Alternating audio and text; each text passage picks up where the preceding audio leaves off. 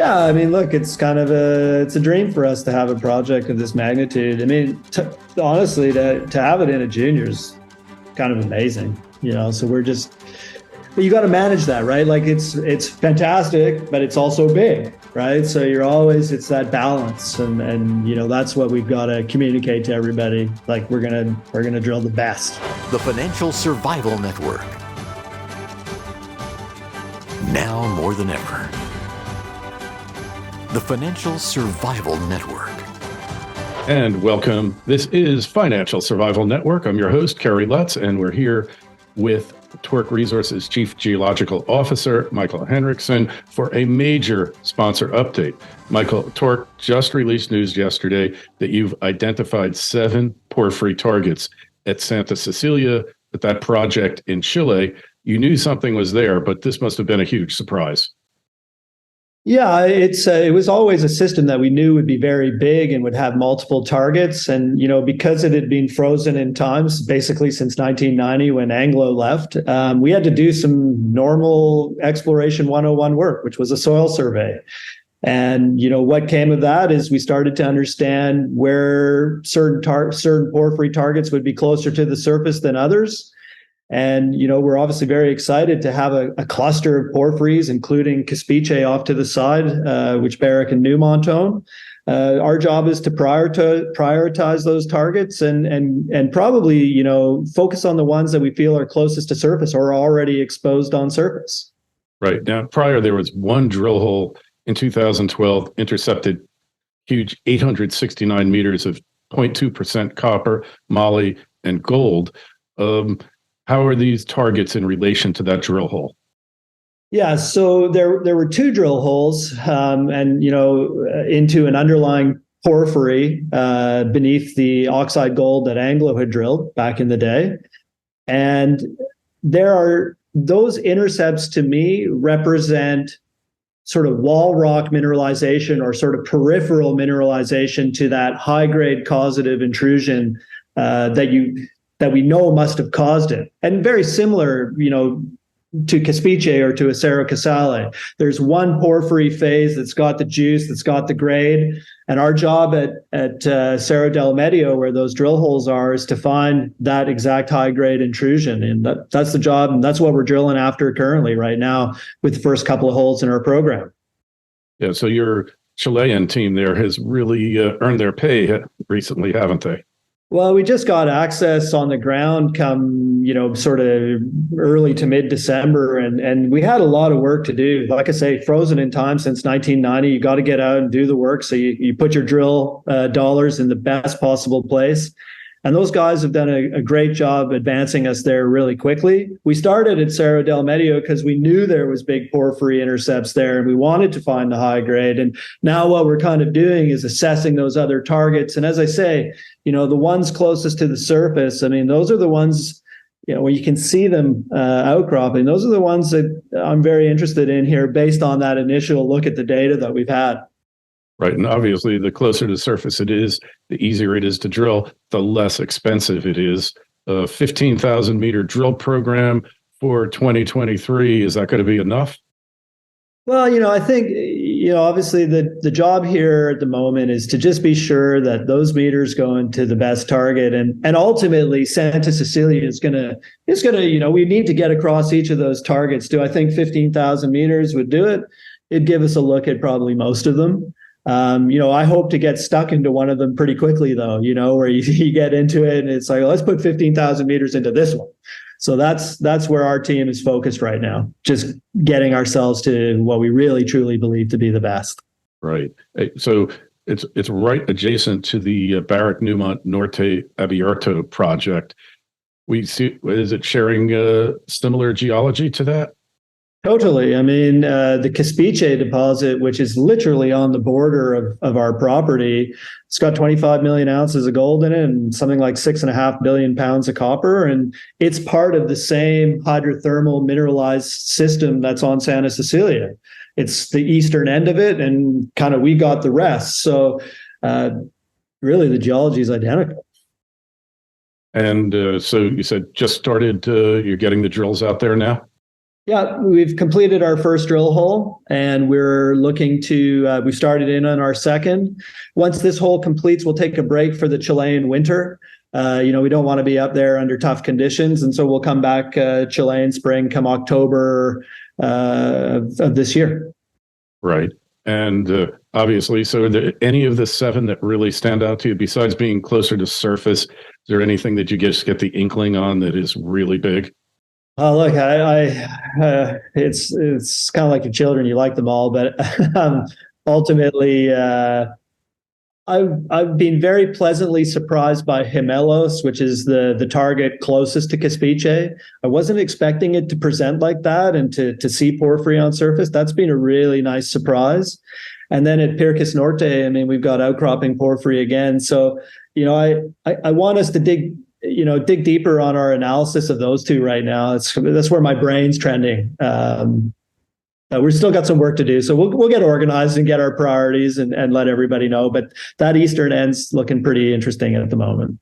It's funny with Torq, unlike many of its peers, it's never been a question of where the opportunities are. It's just that there's so many of them, and like you said, prioritizing where you go to. Right now, Santa Cecilia has taken the limelight from Margarita, but you're moving ahead there as well.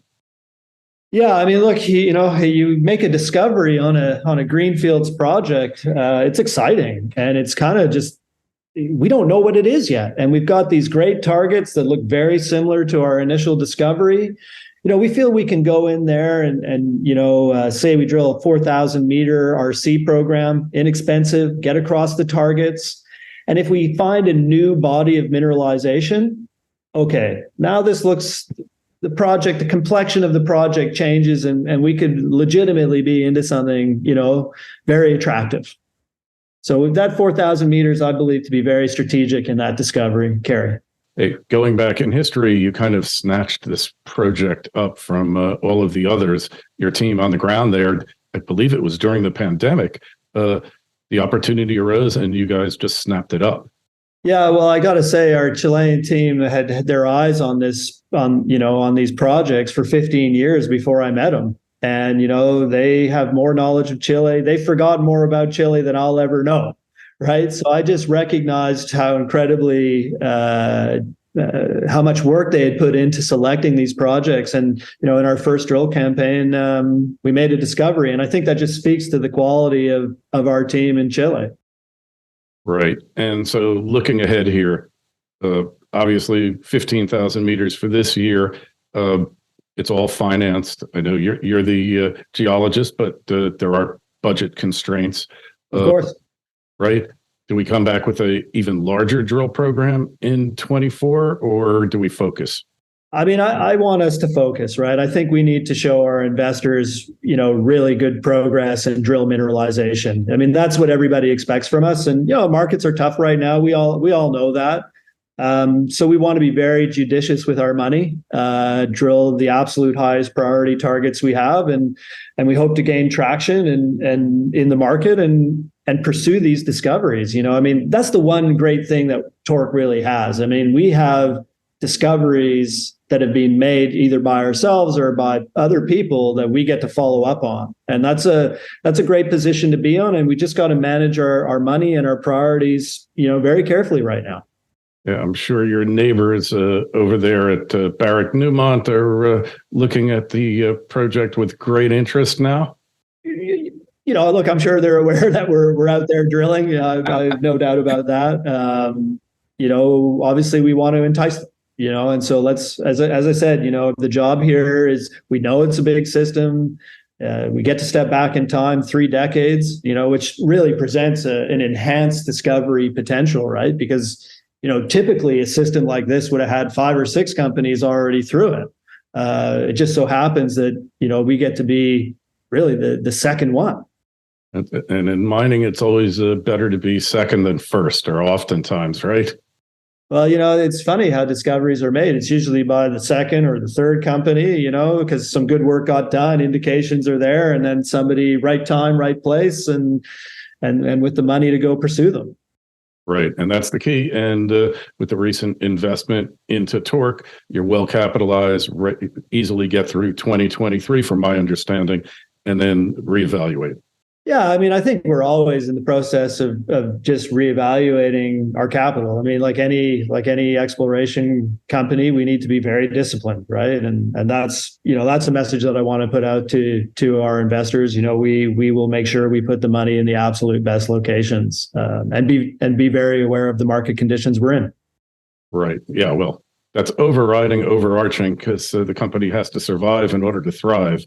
And watching the treasury with a keen eye is really important. What's the landscape like? Is there community issues in this area? No, we signed a 7-year community agreement at Santa Cecilia, which covers us for the entire length of our option to earn 100%. So we're in good shape. We've been working closely with the community here since we put our boots on the ground, and things are going very well. Right. So the community is firmly behind you, which heck, in this day and age is really essential. Mission critical. Really. So, all right. So you think, what are the odds of any more targets emerging here? Is that a possibility? I mean, I think, from here, we're going to start refining them, right? Like, your job is to just assess what you have. And then I think really the job is to say, okay, of these 7, these 3 are the ones, we want to put our efforts here. And so that's what the messaging will start coming out as, hey, we like this one, this is where we want to put some capital for these reasons. And, I don't want to have the impression that, we want to drill the entire property all at one time, right? I mean, you got to do your work and get yourself where you really believe your best shots are. And then really that's the process we're in right now. All right. Any more sampling taking place now? Yeah, I mean, just some, mapping and rock chips, but ultimately it's the drill rig that's turning right now. That's going to be our true catalyst. All right. Well, definitely exciting times here. It's kind of a geologist's dream to find one porphyry, but to find 7 potential targets, that's pretty much unheard of. Yeah, I mean, look, it's kind of it's a dream for us to have a project of this magnitude. I mean, honestly, to have it in a junior is kind of amazing, so but you got to manage that, right? Like it's fantastic, but it's also big, right? So it's that balance, and that's what we've got to communicate to everybody. Like we're gonna drill the best. Well, just very fortunate to get into this project, as I say, just frozen in time since 1990. That's a beautiful thing. It is a beautiful thing. So you want to go over to Torq Resources and sign up for notifications. The ticker symbols, real easy to remember. In Canada, it's TORQ, and in the US, it's TRBMF. And any questions, just send me an email, kl@kerrylutz.com. We'll get you an answer, or just fill in the contact form on the site. Michael, great to have you on. Exciting times. We'll look forward to following up with you soon. Thanks for having me, Kerry. Appreciate it.